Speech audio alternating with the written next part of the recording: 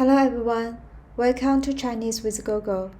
Today we're going to learn the word 看见。看见，看见 means to see.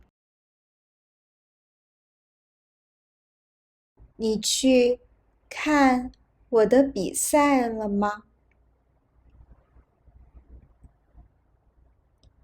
我去看了，可是我没看见你。你去看我的比赛了吗？